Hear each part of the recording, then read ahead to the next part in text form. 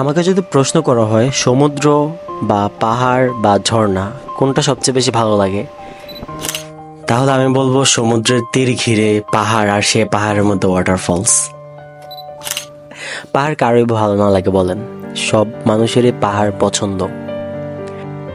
এখন কথা হচ্ছে যে শীতকালের পাহাড় আর বর্ষাকালের পাহাড়ের মধ্যে একটা জিনিস খুবই সিমিলার, সেটা হচ্ছে যে আপনি যেই টাইমেই পাহাড়ে যান না কেন মেঘ দেখতে পাবেন।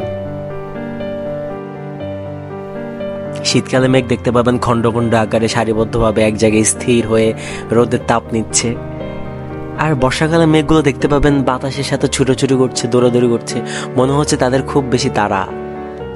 অ্যান্ড মজার বিষয় কি জানেন, দুই সিজনেরই দুই ওয়েদারের মেঘগুলো আপনার অনেক ভালো লাগবে, আপনি উপভোগ করবেন।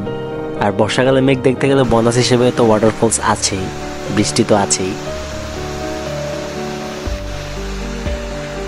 সো বন্ধুরা, আজকে আমি আপনাদেরকে এমন একটা পাহাড়ের গল্প শোনাবো, এমন একটা পাহাড়ের সম্পর্কে আপনাদেরকে জানাবো যে পাহাড়ে আপনি শীতকালে গেলেও মেঘ দেখতে পারবেন অ্যান্ড বর্ষাকালে গেলেও মেঘ দেখতে পারবেন। আর বোনাস হিসেবে তো বৃষ্টি অ্যান্ড ওয়াটারফলস তো থাকছেই, যেটা আপনি বর্ষাকালে গেলে তা উপভোগ করতে পারবেন। যেটি বান্দরবনের আলীকদমে অবস্থিত মায়াংতং পাহাড়, যার উচ্চতা 1600 ফুট উপরে। অ্যান্ড আজকে আমি আপনাদেরকে এই উচ্চতার উপরে মেঘ দেখানোর ট্রাই করব। ব্লগটা শুরু করা যাক।